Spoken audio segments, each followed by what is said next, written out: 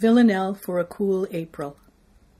I like a leafing out by increments, not bolting bloom in sudden heat begun. Life's sweetest savoured in the present tense.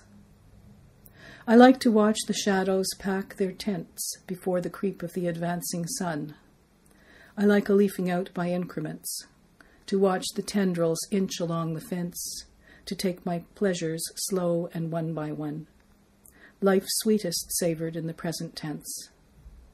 O leave tomorrow's fruit to Providence, and dote upon the bud, from which is spun a leafing out to love in increments, a greening in the cool of swooning scents, a feathered touch, a button just undone. Life's sweetest savoured in the present tense, as love when it withholds and then relents, as a cool April lets each moment stun. I like a leafing out by increments. Life's sweetest savoured in the present tense. The world is its own museum. What is this box of shapes that I'm assembling? It is not a question to ask. Say I assemble a box of shapes as every human does, because my eye, lighting on them, likes them.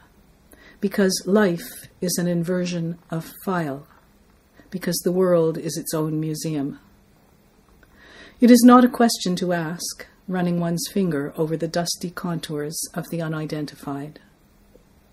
I assemble a box of shapes as every human does, watching them gather dust in their corner, as we all clutter our corners with the unidentified. We are collectors all, and our collections are collectors too, collecting dust. Still I assemble a box of shapes because my eye, lighting on them, likes them, as my eye, come fresh from the dazzle of afternoon into the gloomy entranceway, lights too with pleasure upon the hall table where one has placed the bowl of what's currently blooming.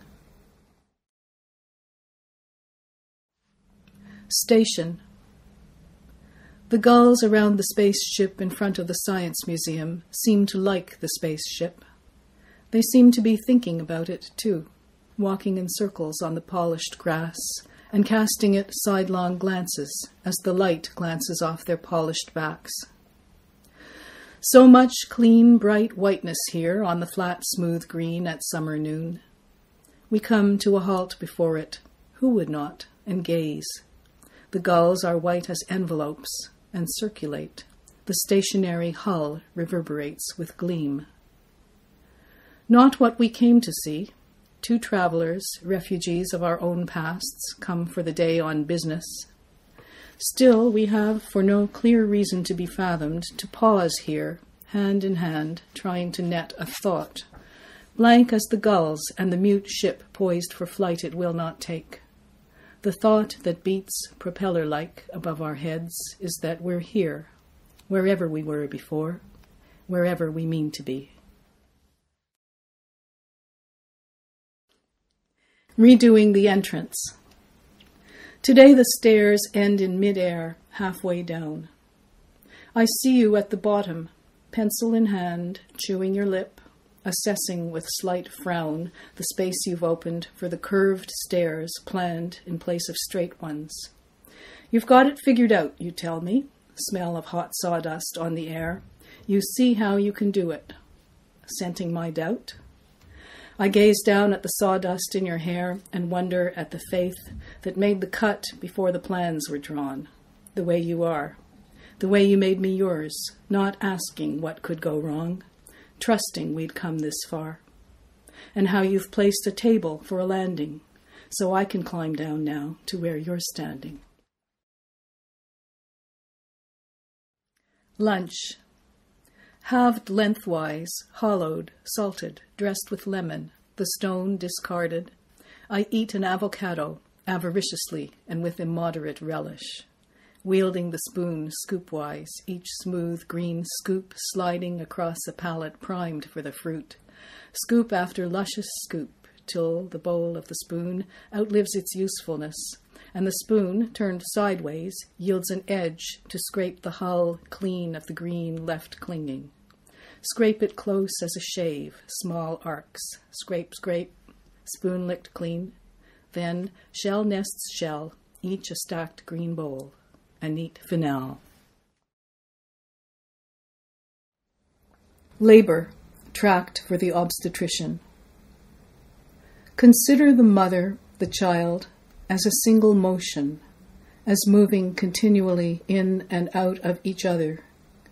It is not one who gives birth to the other, but birth which is given by each to the other, constantly, in a single fluid movement.